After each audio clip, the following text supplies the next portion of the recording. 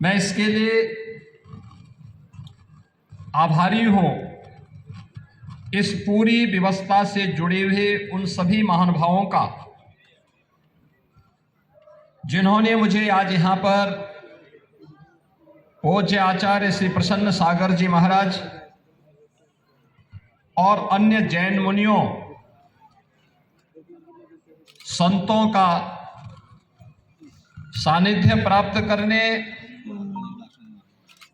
इस पंच कल्याणक महामहोत्सव में भाग लेने और इस भव्य गुफा मंदिर को देखने का सौभाग्य प्राप्त प्रदान किया।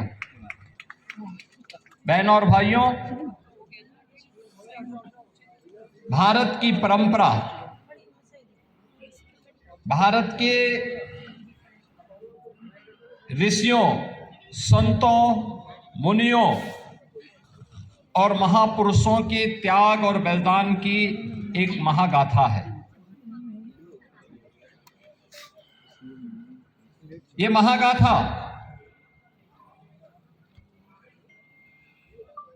उंगलियों में गिनने लायक नहीं, युगों युगों से यह गाथा विश्व मानवता के लिए एक प्रेरणा रही है।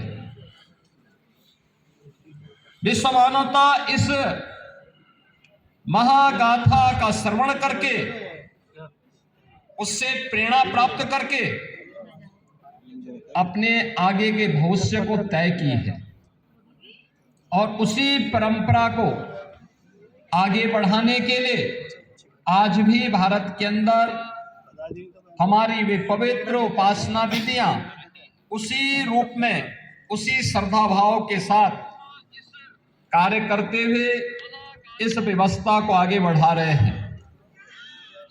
अभी 3 दिन पूर्व यह हमारा सौभाग्य है, अयोध्या में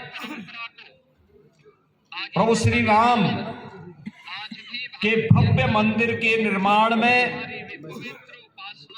कार्य को पूर्ण करने के इस महायज्ञ का पूर्णाहुति के कार्यक्रम के साथ ही भव्य भगवा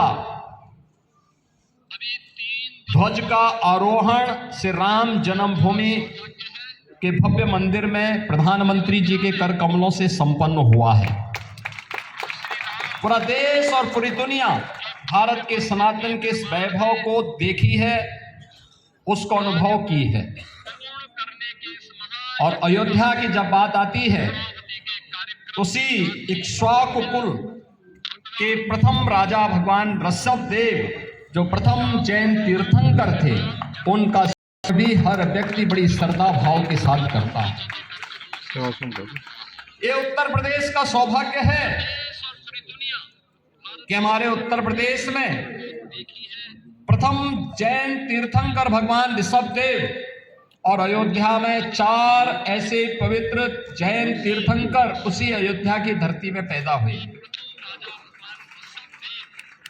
काशी, जो दुनिया की आध्यात्मिक नगरी कही जाती है, उस काशी में 4 जैन तीर्थंकरों को अवतरित होते हुए दुनिया ने देखा है। अभी पिछले दिनों मुझे श्रावस्ती जाने का अवसर प्राप्त हुआ था। वहां पे भगवान संभवनाथ जी का जन्म जैन तीर्थंकर के रूप में, उनका जन्म उसी श्रावस्ती की धरती पे हुआ था।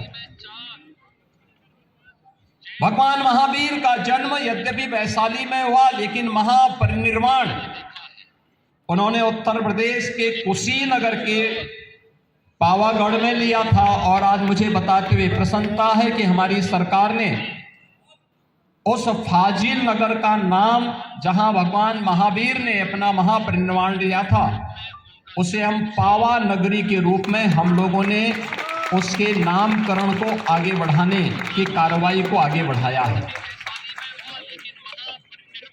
यानी ये 24 जैन तीर्थंकर जिन्होंने समाज को एक नई दिशा दी,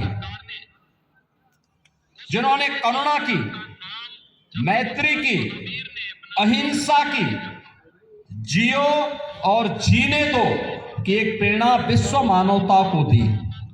और केवल मनुष्य ही नहीं बल्कि प्रत्येक जीव जंतु के लिए एक